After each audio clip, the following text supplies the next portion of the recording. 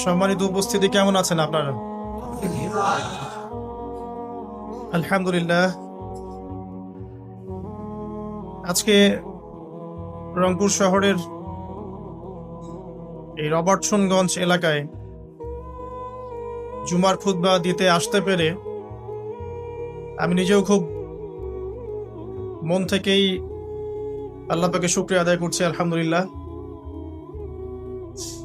এই এলাকাগুলোর সাথে আমাদের ছোটবেলার অনেক স্মৃতি জড়িত আছে। আমার বাল্য বন্ধুরাও এখানে অনেকে আছেন। হয়তোবা একটা সময় ছিল যে আমরা এখানে খেলাধুলাও করেছি। আমার বন্ধুদের বাবারা এখানে উপস্থিত আছেন। তো সেখানে আজকে দাঁড়িয়ে দিনের কিছু কথা বলার তৌফিক আল্লাহ পাক দিয়েছেন। আবার আল্লাহ পাকে শুকরিয়া আদায় করছি। আলহামদুলিল্লাহ। তো বিগত প্রায় এক সপ্তাহ থেকে আমি আসলে আমার পারিবারিক কিছু জটিলতার মধ্যেই ছিলাম। আলহামদুলিল্লাহ, আল্লাহ রাব্বুল আলামিন গত সোমবার আমাকে একটি পুত্র সন্তান দিয়েছেন। আলহামদুলিল্লাহ। তো সন্তান, তার মা, পুরো পরিবারের বিষয়গুলোকে নিয়ে আমি খুবই ব্যস্ত ছিলাম। আল্লাহ পাক আমাদের সন্তানদেরকে যেন আগামী প্রজন্মের জন্য কবুল করে নেন, আমিন।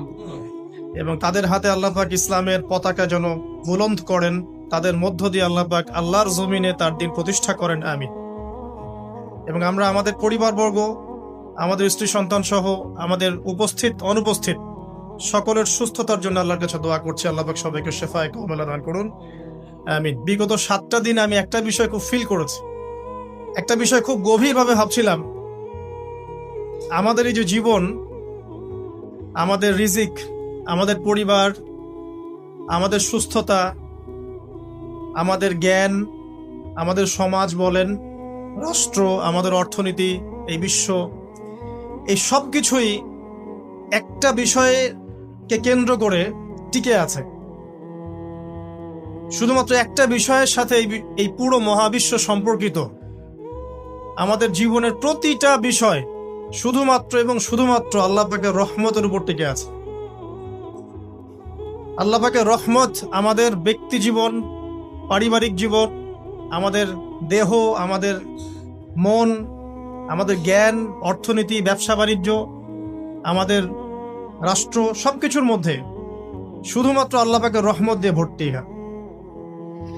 আল্লাহ পাকের রহমতের এত বিশাল সমুদ্র, যেটা উপলব্ধি করার ক্ষমতা আমাদের নাই। আমরা যদি সবাই ঠান্ডা মাথায় একটা বার খালি ভাবতে বসি, সবাই যার যার জায়গা থেকে ভাবি যে আল্লাহ পাক আমাদেরকে কি কি রহমত দিয়ে রেখেছেন, কি কি নিয়ামত দিয়ে রেখেছেন। ওয়াইন তাউদ্দু নি'মাতাল্লাহ লা তুহসুহা। তোমরা যদি আল্লাহ পাকের নিয়ামত গণনা করা শুরু করো, কোশ্চিন কালেও গুণে শেষ করতে পারবে না। আল্লাহ পাক সূরাতুল জুমারের মধ্যে বলেছেন, কুল ইয়া ইবাদিয়াল্লাযীনা আসরাফু আলা আনফুসিহিম। হে নবী, আপনি বলে দিন, আমার বান্দাদেরকে বলে দিন যে হে আমার বান্দারা, তোমরা যারা তোমাদের নফসের উপরে জুলুম করেছো। সুদীর্ঘকাল নামাজের খবর ছিল না, যাকাত দিইনি, হজ ফরজ হয়েছিল করি নাই, সওম রাখিনি, আল্লাহর দিন এগিয়ে নেওয়ার কোনো চেষ্টাই করি নাই। সুদীর্ঘকাল হারাম খেয়েছেন, ঘুষ খেয়েছেন, জেনা করেছেন, বাদ্যযন্ত্র বাজিয়েছেন, অশ্লীলতা এর মধ্যে ডুবেছিলেন, মাদকদ্রব্য সেবন করেছেন। সুদীর্ঘকাল তোমরা যারা নিজেদের নফসের উপর জুলুম করেছো, লা তাকনাতু মির রাহমাতিল্লাহ, তোমরা আল্লাহ পাকের রহমত থেকে নিরাশ হয়ে যেও। তোমরা আল্লাহ পাকের রহমত থেকে নিরাশ হয়ে যেও না। ইন্নাল্লাহা ইয়াগফিরুয যুনুবা জামিআ। আল্লাহ পাক চাইলে সমস্ত গুনাহ মাফ করতে পারেন। ইন্নাহু হুয়াল গফুরুর রহিম। তিনি হচ্ছেন পরম করুণাময়, অসীম দয়ালু। আমি আলোচনা সামনে নিয়ে যাওয়ার আগে আরেকটা বিষয় বলে রাখতে চাই। এই আলোচনাকে একপাক্ষিকভাবে, একপেশেভাবে বুঝে নেওয়ার কোনো সুযোগ নাই। আল্লাহ পাক যেমন পরম করুণাময়, অসীম দয়ালু, ঠিক একইভাবে আল্লাহ রাব্বুল আলামিন শাদীদুল ইকাব, কঠিন শাস্তি দাতাও বটে। এই দুটো বিষয় মাথায় রেখেই আল্লাহর রহমতের আশাও করতে হবে এবং আল্লাহ পাকের গজবের ভয়ও করতে হবে, এর মাঝখানেই হচ্ছে ঈমান। এই জায়গা থেকে আলোচনা বুঝতে হবে। আল্লাহ পাক তৌফিক এনায়েত করুন, আমিন। আমাদেরকে আল্লাহ রাব্বুল আলামিন তার রহমত থেকে নিরাশ হতে বারণ করছেন। যে যত পাপ করেছে জীবনে, যদি একটা বার কেউ যদি আল্লাহ পাককে মন থেকে ডাকে, চোখ দিয়ে ঝরঝর করে পানি পড়ে, আল্লাহ পাককে বলে, সেজদায় গিয়ে পড়ে আল্লাহকে বলে রব্বিক ফিরলি, আল্লাহ আমাকে মাফ করে দাও, তার মনের মধ্যে যদি সততা থাকে, মন থেকে যদি সেই কথাটা বলে থাকে, আল্লাহ পাক শুধু তাকে ক্ষমাই করবেন না, তার সমস্ত গুনাহগুলোকে আল্লাহ নেকি দিয়ে পরিবর্তন করে দিয়েছেন। একটা হাদিস পড়ছিলাম, নবী করিম সাল্লাল্লাহু আলাইহি ওয়াসাল্লাম তিনি বলছেন যে লাম্মা কাদাল্লাহুল খালক, যখন আল্লাহ রাব্বুল আলামিন এই মহাবিশ্ব সৃষ্টি করেন, তখন আল্লাহ রাব্বুল আলামিন কাতাবা কিতাবান, একটা কিতাব লিখেছেন। একটা কিতাব আছে আল্লাহর কাছে, কাতাবা কিতাবান ফাহুয়া ইনদাহু ফাওকাল আরশ, যেই কিতাবটা আল্লাহর নিজের কাছে আছে আরশের উপরে।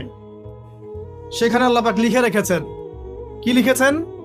ইন্না রাহমাতি সাবাকাত গদাবি, প্রতিটা ক্ষেত্রেই আমার রহমত, আমার দয়া, আমার করুণা আমার গজবকে পরাজিত করেছে। মানে আল্লাহ রাব্বুল আলামিনের গজব, এর উপরে আল্লাহ পাকের রহমত অবস্থান করছে। জীবনের কোনো ক্ষেত্রে হতাশ হওয়ার কোনো সুযোগ নাই। আজকে পারিবারিক ভাঙন বলেন, ব্যক্তি পর্যায়ের আত্মিক ধ্বংসই বলেন, সমাজের বিপর্যয় বলেন, যাই বলেন, পিছনে একটা বড় কারণ আছে। সেটা হলো আল্লাহ থেকে দূরে থাকা মানুষ, আল্লাহ থেকে হতাশ হয়ে যাওয়া। আর এই কাজটা শয়তান করিয়েছে মানুষকে আল্লাহ থেকে দূরে সরানোর জন্য।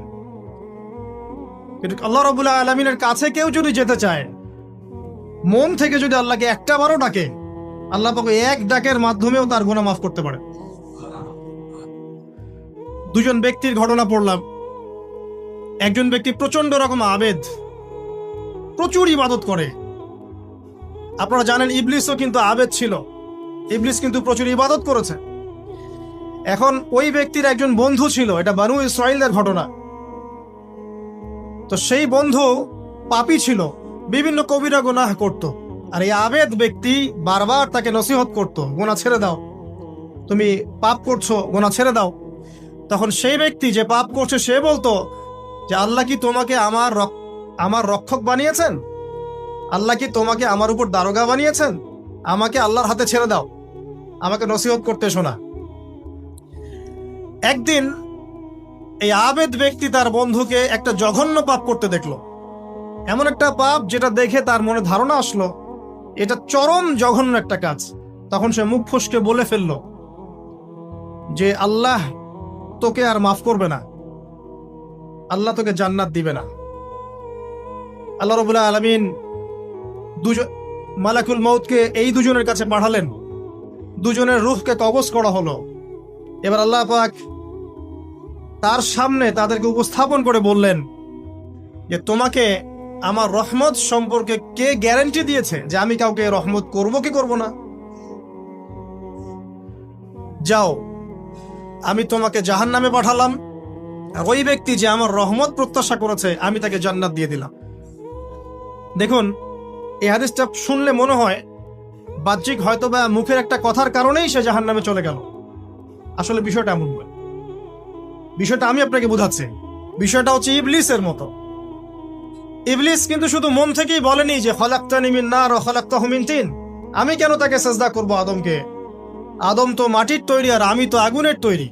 এটা ইবলিসের শুধু মৌখিক স্টেটমেন্ট ছিল না, কারণ কি ছিল? আবা ওয়াস্তাকবার, সে উদ্ধত হয়েছিল, অহংকার প্রদর্শন করেছিল। ভিতর থেকে ইন্টারনালি সে অহংকারী ছিল, সে আন্ডার এস্টিমেট করে কথাটা বলেছে, শুধু মৌখিকভাবে বলে নাই। কিন্তু ঠিক এই ব্যক্তির ঘটনা এমনই, সে মন থেকে অহংকারী হয়ে উঠেছিল, যদিও বা সে আবেদ ছিল।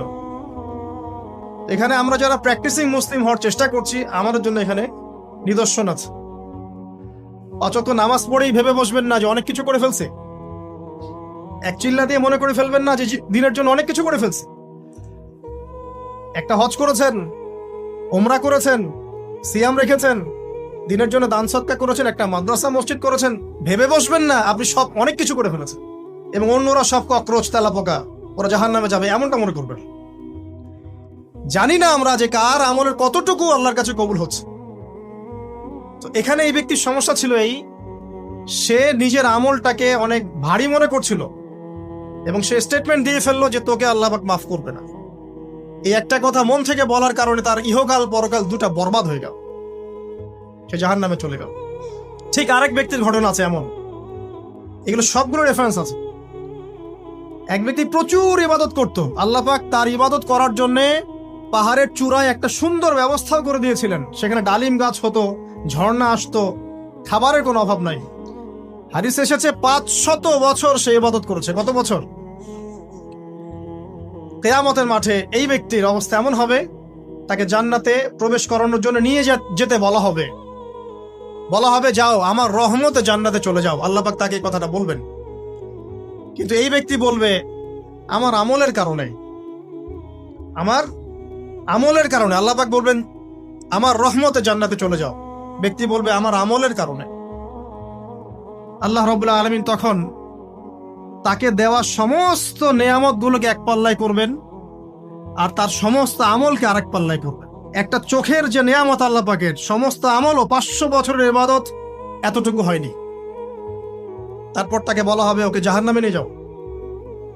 এবার জাহান্নামে যাওয়ার সময় সে বলবে আল্লাহ তোমার রহমতে আমাকে মাফ করে দাও। তখন আল্লাহ পাক তাকে আবার ডেকে নিয়ে আসবে, বলবেন যে তোমাকে যে আমি ইবাদত করার জায়গা করে দিয়েছিলাম, এটা কি তুমি নিজে করেছো না আমি করেছি? সে বলবে আপনি করেছেন। তোমাকে যে আমি সৃষ্টি করেছিলাম তখন কি তুমি কোন আমল করেছিলে? বলবে না। তাহলে তোমাকে যে সৃষ্টি করেছি আমি, এটা কি তোমার আমলের কারণে? না। তোমাকে সারা দুনিয়াতে এত নিয়ামত দিয়েছি, এটা কি তোমার আমলের কারণে? সে বলবে না। তখন তাকে জান্নাতে প্রবেশ করানো হবে। কিয়ামতের মাঠে এমন অনেক ঘটনা ঘটবে যেটা আমাদের চিন্তার বাইরে। আরেকজন ব্যক্তিকে ডেকে আনা হবে, যে ব্যক্তি একটা দুটা নয় বরং 100টা খুন করেছে। সে 99 জন মানুষকে হত্যা করার পর ফতোয়া খুঁজে বেড়াচ্ছিল যে আমার তওবা কবুল হবে কিনা। একজন আবেদের কাছে গিয়েছে। আবেদ আর আলেম কিন্তু এক জিনিস না। আবেদ মানে যে প্রচুর ইবাদত করে, তার জ্ঞান কম, সে শুধু জানে কিভাবে ইবাদত করতে হয়। আলেম হচ্ছে সে যে শরীয়তের গভীর জ্ঞান জানে আবার ইবাদতও করে। আবার যারা জ্ঞান আছে আমল নাই, সেও কিন্তু প্রকৃত আলেম না। প্রচুর জ্ঞান আছে কিন্তু জ্ঞান অনুযায়ী আমল করে না, সেও কিন্তু প্রকৃত আলেম নন। এবার আসেন, তো এই আবেদের কাছে গিয়ে সে বলছে আমার কি ক্ষমা হবে? আমি 99টা খুন করেছি। সে বলল তোমার আবার ক্ষমা? তোমার ক্ষমা নাই। তখন এই ব্যক্তি এই আবেদকে হত্যা করে 100টা খুন পূর্ণ করলো, ওকেও সে মেরে ফেলছে। আমার ক্ষমাই হবে না তো তোর বেঁচে থাকার কি দরকার, তুইও মর। এই ব্যক্তির মধ্যে একটা চেতনা তৈরি করলেন যে আমাকে তওবা করতে হবে। সে তখন সার্চ করতে লাগলো আরো কোনো আলেম আছে কিনা। এরপর অনেক দূরে একজন আলেমের সন্ধান পাওয়া গেল। সে সেখানে গেল, তাকে গিয়ে বলল আমার কি ক্ষমা হবে? সে আলেম তাকে বলল হ্যাঁ তোমারও ক্ষমা হতে পারে, যাও তুমি ইস্তেগফার করো এবং এই এলাকা থেকে অন্য এলাকায় চলে যাও। মানে যে এলাকায় তুমি অনেক দিন ছিলে, যেখানে তুমি অনেক পাপ কাজ করেছো, এখানে থাকার দরকার নাই। তওবা করে তুমি অন্য কোথাও চলে যাও, নতুন একটা জীবন শুরু করো। এখানে থাকলে হবে কি, তোমার স্মৃতিগুলো তোমাকে তাড়িয়ে বেড়াবে এবং মানুষ তোমাকে খারাপ নজরে দেখতেই থাকবে, তুমি তখন কষ্ট পাবে। এই জন্য তুমি চলে যাও। তো চলে যেতে যেতে সে রাস্তায় ইন্তেকাল করে। এবার তার রূহ নিবে কে? এই জন্য দুদল ফেরেশতা আসছেন, জান্নাতি এবং জাহান্নামী। তাদের মধ্যে বাক বিতরটা হচ্ছে কে রূহ নিয়ে যাবে। জাহান্নামের ফেরেশতারা বলছেন সে এতগুলো খুন করেছে, তার রূহটা আমরা নিব। আর জান্নাতি ফেরেশতারা বলছেন না, সে তওবা করতে এসেছিল, অতএব সে আল্লাহর অভিমুখী হয়েছে, তার রূহটা আমরা নিব। আল্লাহ পাক এখানে একটা কৌশল করলেন। আল্লাহ পাক ফেরেশতাদেরকে বললেন তোমরা রাস্তাটাকে পরিমাপ করে দেখো, যেদিকে যাচ্ছিল তার পরিমাপ বেশি নাকি যেখান থেকে এসেছে ওর পরিমাণ বেশি। আল্লাহ পাক জমিনকে আদেশ করলেন হে জমিন তুমি প্রশস্ত হয়ে যাও। এবার পরিমাপ করে দেখা গেল সে তওবার দিকে আসছিল, এর পরিমাণটা বেশি। এই একটা কাজের ওসিলা আল্লাহ পাক তাকে মাফ করে দিলেন। মনে রাখবেন এটা মৌখিক বিষয় ছিল না, সে মন থেকে ভিতর থেকে কিন্তু সে আল্লাহর প্রতি অনুগত হয়েছে। এই মনের বিষয়টা আল্লাহ ছাড়া কেউ জানে না। আপনি দেখতে পারেন সমাজে অনেকে দাড়ি টুপি পাগড়ি জুব্বা সব লাগিয়ে ঘুরছে, তো বিশ্বাস করেন তাদের মনটা এমনও হতে পারে যে জানোয়ারের চেয়েও কুৎসিত, এমনও হতে পারে। আবার আপনি দেখবেন সমাজে এমন অনেক মানুষ ঘুরছে যারা হয়তো অনেক পাপে লিপ্ত মনে হচ্ছে, কিন্তু মনের মধ্যে সততা আছে। আর যার মনের মধ্যে সততা আছে, আল্লাহ বা কোনো না কোনো দিন ইনশাআল্লাহ তাকে হেদায়েত দিবে। এটা আমরা আমাদের অভিজ্ঞতা থেকেও দেখেছি। এমন অনেক মানুষকে আমরা দেখেছি যে ড্রাগ অ্যাডিক্টেড ছিল, মিউজিক করেছে, হারাম সম্পর্কের মধ্যে ছিল, নামাজ ঠিক মতো পড়ে নাই, কিন্তু যখনই আল্লাহর কথা আলোচনা হতো দেখতাম সে খুবই শান্তভাবে মন থেকে কথা শুনছে। এই কথা শুনতে শুনতে শুনতে একদিন মাশাআল্লাহ এখন দেখবেন যে চিল্লা দিয়ে বেড়াচ্ছে বিভিন্ন মসজিদে। আল্লাহ হেদায়েত দিয়েছে, সব ছেড়ে দিয়েছে। এরকম মানুষের অভাব নাই কিন্তু সমাজে। তো এখানে আল্লাহ পাকের রহমত বা দয়ার একটা উজ্জ্বল দৃষ্টান্ত দেখতে পারবেন। ঠিক এরকম আরো একটা ঘটনা আছে বনু ইসরাইলের। এক ব্যক্তি এত পাপ করেছে যে শেষে মৃত্যুর সময় সে সন্তানদেরকে ডাকছে, ডেকে বলছে যে আমি যখন মারা যাব আমার লাশটাকে তোমরা কবর দিও না, যদি আল্লাহ পাক আমাকে ধরতে পারেন তাহলে খবর আছে আমার। কি করতে হবে? সে বলছে যে আমার দেহটাকে তোমরা পুড়িয়ে ফেলবে এবং পুড়িয়ে ফেলার পরে ছাইগুলোকে একত্রিত করবা, করে অর্ধেক ছাই সমুদ্রে ভাসিয়ে দিবা, অর্ধেক ছাই বাতাসে উড়িয়ে দিবা। সন্তানরা তাই করলো। মৃত্যুর পর আল্লাহ পাক এই সমুদ্র এবং জমিনকে বাতাসকে আদেশ করলেন যে তোমরা ছাই জড়ো করে দাও। আর মানুষ আর জিন আল্লাহর কথা না শুনলেও এই প্রকৃতি আল্লাহ পাকের কথা শোনে। বিজ্ঞান বলে প্রকৃতি থেকে সব হচ্ছে। কি প্রকৃতি? প্রকৃতি কি, কাকে বলে?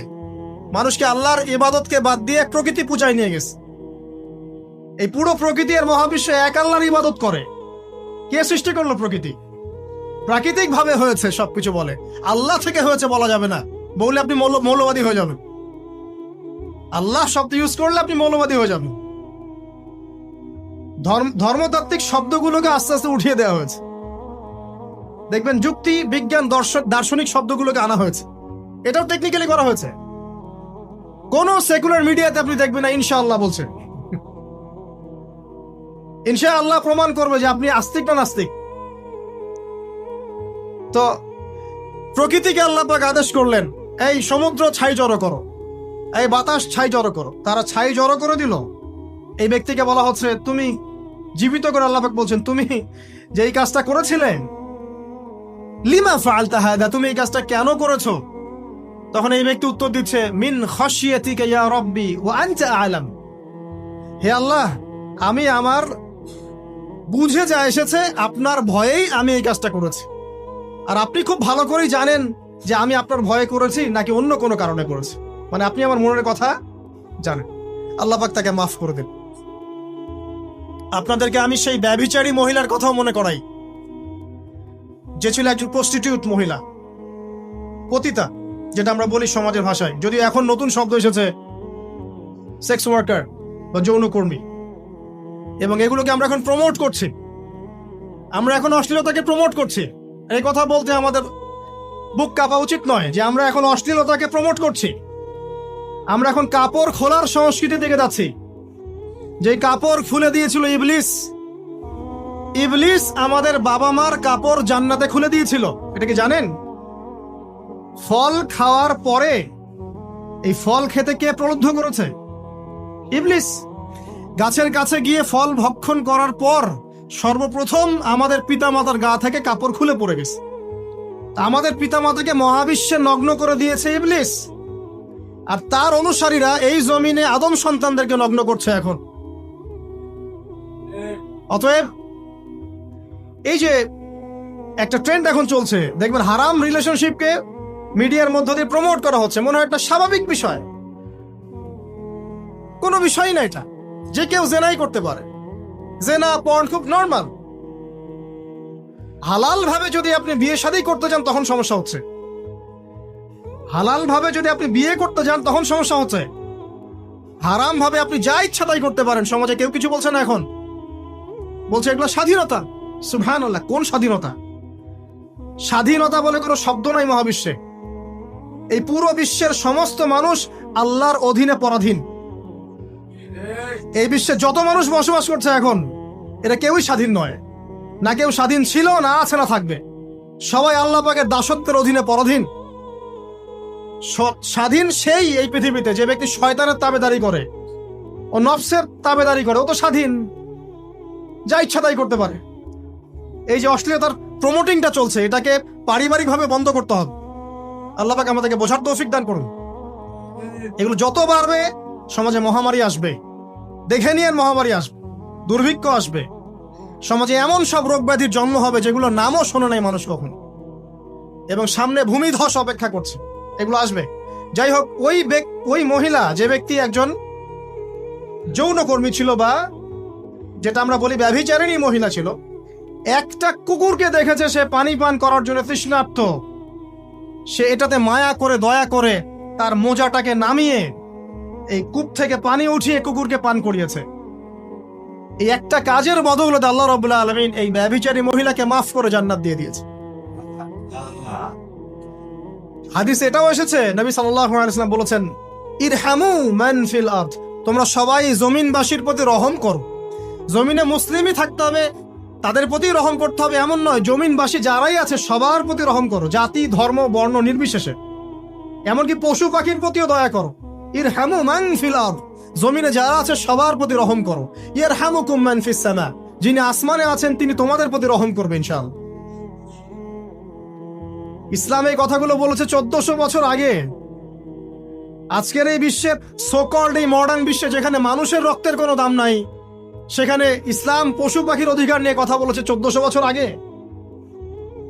কাদেরকে কি শিখাতে আসেন? কোরআন এবং সুন্নাহর বাইরে অভ্রান্ত সত্যের কোনো উৎস আছে? এখানে যা আছে তাই চূড়ান্ত। মানতে চাইলে মানেন, না মানতে চাইলে জাহান্নামে যান, কেউ তো বাধ্য করছে না। লাকুম দীনুকুম ওয়ালিয়া দিন। আল্লাহ পাকের রহমত দেখেন। আরেকটা ঘটনা আছে এমন, একটা বিড়ালকে বেঁধে রেখেছিল এক মহিলা, খাবার দেয় নাই, কষ্ট দিয়েছে। একটা বিড়ালকে খাবার না দিয়ে কষ্ট দেওয়ার কারণে এই মহিলাকে আল্লাহ পাক জাহান্নামে পাঠিয়েছে। এরকম কত ঘটনা আছে, এই ঘটনাগুলো হাদিসের পাতায় বর্ণিত আছে। কোরআনে কি বলছে দেখুন। কোরআনের আমি কয়েকটা পয়েন্ট আপনাদেরকে খালি বলছি, এটা নিয়ে আমি সকালে ভাবছিলাম। আল্লাহ পাক আদম আলাইহিস সালামকে সৃষ্টি করেছেন আমরা সবাই জানি, কিন্তু আল্লাহ পাক সূরা সদের মধ্যে বলছেন ইবলিসকে, হে ইবলিস, তোমাকে কিসে বারণ করলো আদমকে সেজদা করতে, যে আদমকে আমি নিজের হাত দিয়ে সৃষ্টি করেছি। আল্লাহ রাব্বুল আলামিন যে আমাদেরকে এত যত্ন করে ভালোবেসে সৃষ্টি করেছেন, এটা কি আল্লাহ পাকের দয়ার নিদর্শন নয়? মহাবিশ্বের অন্য কোন মাখলুক সৃষ্টির ব্যাপারে আল্লাহ পাক বলেন নাই খলাকতু বিয়াদাই, আমি নিজ হাতে তাকে সৃষ্টি করেছি। শুধু সৃষ্টি নয়, সৃষ্টি করার পর আল্লাহ পাক তাকে সমস্ত নাম শিক্ষা দিয়েছেন। এই যে জ্ঞান শিক্ষা দেওয়া, জ্ঞান, এটা আল্লাহ পাকের সবচেয়ে বড় নিদর্শনগুলোর মধ্যে অন্যতম। এবং আল্লাহ পাকের সবচেয়ে বড় দয়া, আমার মত এটা, মানব জাতির উপরে আল্লাহ পাকের সবচেয়ে বড় দয়াটা হচ্ছে কি জানেন? আল্লাহ পাক আমাদেরকে জ্ঞান শিক্ষা দিয়েছেন, ওহী নাজিল করেছেন। এটা সব কিছুর ঊর্ধ্বে। কারণ আপনি তওবা করবেন, জ্ঞান লাগবে। নামাজ পড়বেন, জ্ঞান লাগবে।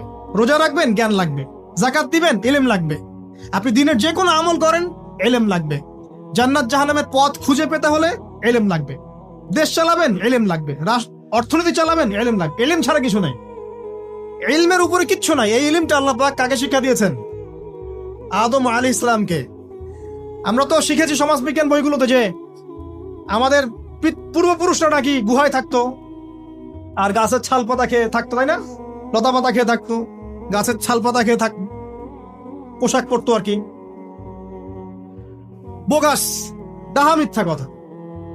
আল্লাহ রাব্বুল আলামিন সূরা বাকারা এবং সূরা আরাফ পড়ে দেখেন, আল্লাহ পাক বলছেন যে আদম আলাইহিস সালামকে আল্লাহ পাক সমস্ত নাম জ্ঞান শিক্ষা দিয়েছেন।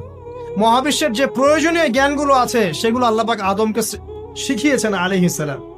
ওয়াল্লামা আদামাল আসমাআ কুল্লাহা, আল্লাহ পাক আদমকে সমস্ত নাম শিক্ষা দিয়েছেন। আমাদের পিতা মাতারা মূর্খ ছিলেন না, তারা সৃষ্টি থেকেই জ্ঞানী ছিলেন। আদম আলাইহিস সালামের পারমাণবিক বোম বানানোর কোনো প্রয়োজন ছিল না।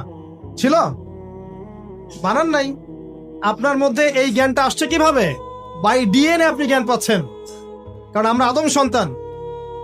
অনেক জ্ঞান আমাদের ভিতরেই আছে, এগুলো চর্চার মধ্য দিয়ে, গবেষণার মধ্য দিয়ে প্রস্ফুটিত হয় মাত্র। জ্ঞান ভিতরে আছে আমাদের, আমাদের পিতাকে জ্ঞানী করে পাঠানো হয়েছে। এই জ্ঞান শিক্ষা দেওয়াটা হচ্ছে আল্লাহ পাকের সবচেয়ে বড় দয়াগুলোর মধ্যে একটা। রহম করেছেন। শুধু তাই নয়, আদম আলাইহিস সালামকে এমন জ্ঞান শিক্ষা দিয়েছেন যে জ্ঞান ফেরেশতারা পর্যন্ত জানতো না। এটা কি দয়া নয়? এটা কি আদম সন্তানের প্রতি ভালোবাসা নয়? তারপরে সেজদা করিয়েছেন। মহাবিশ্বে অন্য কাউকে কি সেজদা করানো হয়েছে? কোরআনে কি এমন কোন দলিল আছে যে আদম আলাইহিস সালাম ছাড়া অন্য কাউকে সব ফেরেশতারা সেজদা করেছেন? আছে? তাহলে এই যে সম্মান দেয় আল্লাহর পক্ষ থেকে, সম্মান কিসের ভিত্তিতে? সম্মান শারীরিক ক্ষমতার ভিত্তিতে? সম্মানটা কি কারণে? জ্ঞানের কারণে, ইলমের কারণে, জ্ঞানের কারণে সম্মান। এই সম্মান দেয়াটা কি আল্লাহ পাকের রহমত এবং দয়ার নিদর্শন নয়? অতএব সম্মান পেতে হলে, আল্লাহর রহমত পেতে হলে সেই জ্ঞানের চর্চায় আবার ফিরে আসতে হবে। আপনি যদি আজও সেই ওহির জ্ঞানের চর্চা করেন, আল্লাহ পাক এই পৃথিবীবাসীর বুকের মধ্যে আপনার জন্য সম্মান পয়দা করে দিবেন ইনশাআল্লাহ। দেখে নিন, ওই সেই জ্ঞানী যদি আপনি এখনো চর্চা করেন, আজও আপনি সম্মানিত হবেন ইনশাআল্লাহ। ব্যক্তি চর্চা করলে ব্যক্তি সম্মানিত হবে, একটা পরিবার চর্চা করলে ওই পরিবার সম্মানিত হবে, একটা সমাজ যদি চর্চা করে সেই ওহির জ্ঞান, ওই সমাজ সম্মানিত হবে। একটা দেশে যদি আপনি ওই ওহিভিত্তিক জ্ঞান ছড়িয়ে দেন, পুরো দেশকে আল্লাহ পাক সম্মানিত করবে ইনশাআল্লাহ, পুরো জাতিকে সম্মানিত করবে ইনশাআল্লাহ।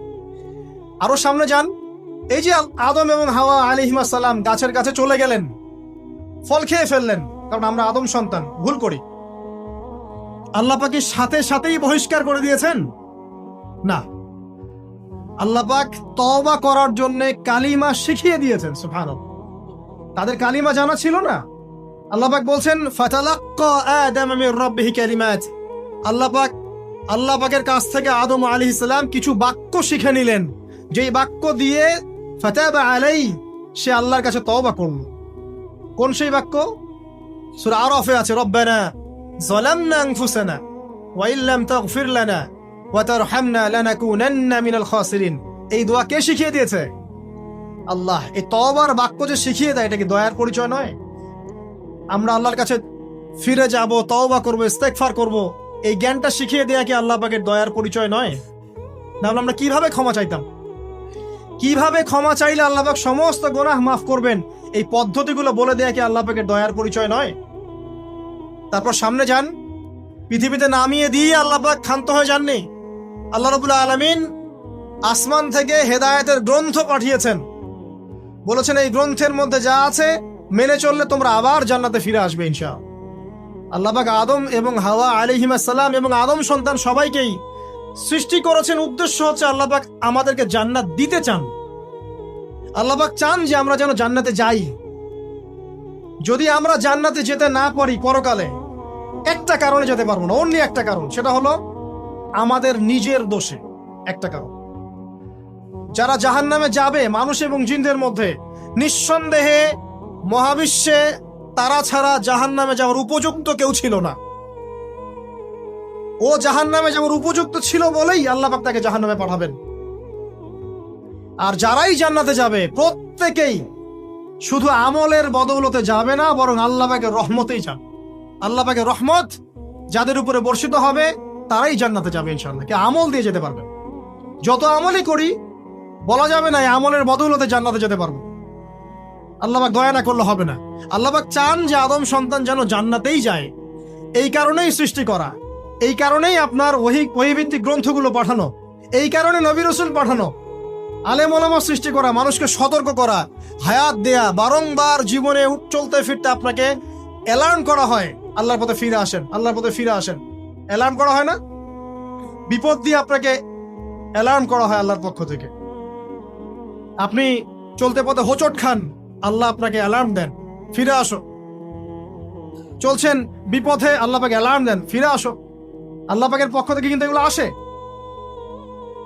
অদ্ভুত একটা হাদিস বললাম, অদ্ভুত বলতে বলছি অ্যামেজিং হাদিস, যে একজন সাহাবী বলছেন, সালমান রাদিয়াল্লাহু আনহু, তিনি বলছেন যে যখন মুমিনের উপর বিপদ আপদ বালা মুসিবত আসে, তখন মুমিনের এই বিপদ আপদ বালা মুসিবত রোগ শোকের বদৌলতে আল্লাহ পাক তার গুনাহগুলোকে মাফ করে দেন এবং তার মর্যাদাকে বাড়িয়ে দেন এবং সে আল্লাহর দিকে ফিরে আসার অনুশোচনা করার সুযোগ পায়।